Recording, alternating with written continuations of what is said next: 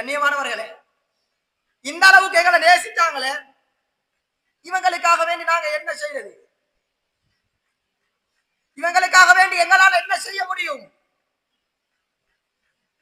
பெருமானார் ஸல்லல்லாஹு அலைஹி வஸல்லம் அவங்களை பத்தி அல்லாஹ் சொல்லும் போது இன்னொரு வாசகத்தை சூரா தௌபாட கடைசி 2 வசனங்கள் அல்லாஹ் சொல்லி காட்டுறான். முக்கியமான 2 வசனங்கள். லகத் ஜாஅகும் ரசூலும் மின் அன்ஃபுசிகும் அஸீஸுன் அலைஹி மா அனித்தும் ஹரீஸுன் அலைக்கும் பில் முஃமினீன ரഊஃபுர் ரஹீம். உங்களிடத்துல உங்களை நேசிக்கக்கூடிய ஒரு நபி வந்திருக்கிறாங்க. உங்கள இருந்தே ஒரு நபி வந்திருக்கிறாங்க. அந்த நபி எப்படிப்பட்டவங்க தெரியுமா? ஹரீஸுன் அலைக்கும் அஸீஸுன் அலைஹி மா அனித்தும். உங்களுக்கு ஒரு கஷ்டமா, அவருக்கு அது கஷ்டமாக இருக்கும். உங்களுக்கு ஒரு கஷ்டம் வந்தா அவரால் தாங்க முடியாது.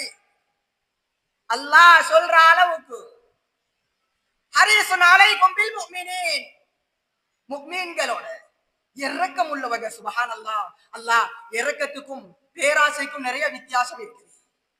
இரக்கம் சொன்னா சாதாரண விஷயம். பேராசைன்னு சொல்லி வந்துட்டால் ஒரு இலக்க நாடுறது, அந்த இலக்குக்கு போகும் வரையில ஓயாம போறதுக்கு பேரு தான் பேராசை. பெருமானார் எங்க மீது கொண்டது இரக்கம் மட்டுமல்ல, அதை விடவும் ஒரு பக்கம் தாண்டி போய் பேராசை கொண்டாங்க.